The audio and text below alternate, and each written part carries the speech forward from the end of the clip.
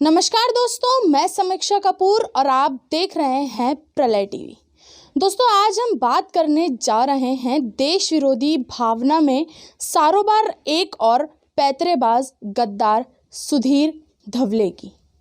पेशे से अभिनेता और पत्रकार सुधीर धवले भारत से विरोध करने वाले लोगों की सूची में एक बहुत बड़ा नाम है।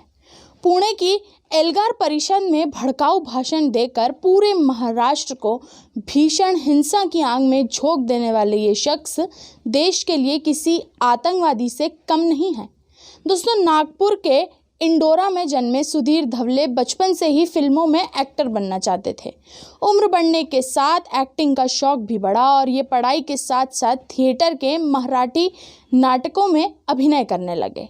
अभिनय के साथ साथ ही इन पर भारत को बर्बाद करने की ऐसी सनक सवार हुई जिसकी बानगी भीमा कोरेगांव हिंसा के रूप में पूरी दुनिया ने देखी।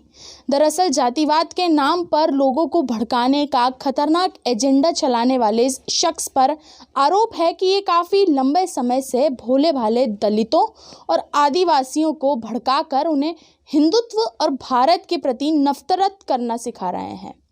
1989 में एक सामाजिक आंदोलन से अपने तथाकथित समाज सेवी जीवन की शुरुआत करने से लेकर आज तक सुधीर धवले लगातार दलितों और मुसलमानों के हक की लड़ाई लड़ने का दिखावा कर रहे हैं। सुधीर धवले के मन में हिंदुओं के खिलाफ इस कदर नफरत भरी हुई थी कि वो देश में होने वाली किसी भी घटना का पूरा सच जाने बिना उनका पूरा दोष सरकार और हिंदुओं के माथे पर मढ़ देते हैं। लोगों को हिंसक आंदोलन करने के लिए उकसाने लगते हैं। नक्सलियों और माओवादियों की देशद्रोही गतिविधियों का समर्थन करने वाले सुधीर धवले ने 2002 में एक त्रैमासिक मैगजीन विद्रोही का प्रकाशन चालू किया और जैसे कि नाम से स्पष्ट है, इस मैगजीन का पूरा इस्तेमाल उन्होंने भारत और हिंदू विरोधी भावनाओं को भड़काने के लिए किया। नक्सलियों से संबंध और कई देश विरोधी गतिविधियों में सीधे तौर पर शामिल होने वाले सुधीर को हाईलाइट में आने के लिए कई बड़े वामपंथियों का साथ मिला। 2018 में इन्होंने पुणे में हुई पालघर परिषद में भाग लिया, जिसमें गौतम नवलखा, वरवरा राव, सुधीर भारद्वाज, उमर खालिद और जिग्नेश मेवानी जैसे कई विवादित हस्तियां भी सम्मिलित थीं।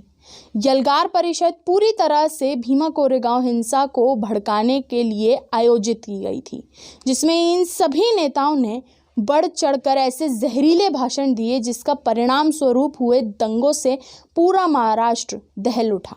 आरोप तो यह भी लगे हैं कि ये पूरे घटनाक्रम कांग्रेस और कई देश विरोधी दलों की साठगांठ के संपन्न में हुआ था। दोस्तों, ये बात तो हम सभी जानते हैं कि भारत के खिलाफ उठने वाली हर आवाज़ देश से नफरत करने वालों का पूरा समर्थन मिलता है। ऐसे में सुधीर धवले जैसे टुच्चे पत्रकारों और रातों रात नेशनल हीरो बना दिए जाना कोई हैरानी वाली बात नहीं है। दरअसल जिन लोगों का पूरा वजूद भारत से नफरत करने पर टिका हो, उन्हें सोते जागते उठते बैठते बस भारत से खिलाफत की बातें ही सूझती हैं। दोस्तों, जब भीमा कोरेगांव हिंसा की जांच होनी शुरू हुई तब एल्गार परिषद में मौजूद सारे लोगों का नाम सामने आया। सुधीर धवले का भी नाम इन सब में आने से के महाराष्ट्र पुलिस ने इन्हें गिरफ्तार करके नागपुर जेल में डाल दिया। दोस्तों, आपको शायद आश्चर्य हो रहा होगा कि भारत आज ऐसे कई लोगों का अड्डा बन चुका है जहां देश के खिलाफ काम करने वाले लोग हीरो बना दिए गए हैं। हमारे देश में नेता, पत्रकार, साहित्यकार और कलाकारों का एक बड़ा वर्ग है जिसे बस भारत और भारत की परंपराओं के खिलाफ बोलने का मौका चाहिए। ये लोग अपने एजेंडे को इस तरीके से चलाते हैं कि इनसे प्रभावित होने वाले लोग इनके कहने पर अपनी जान तक देने के लिए तैयार हो जाते हैं।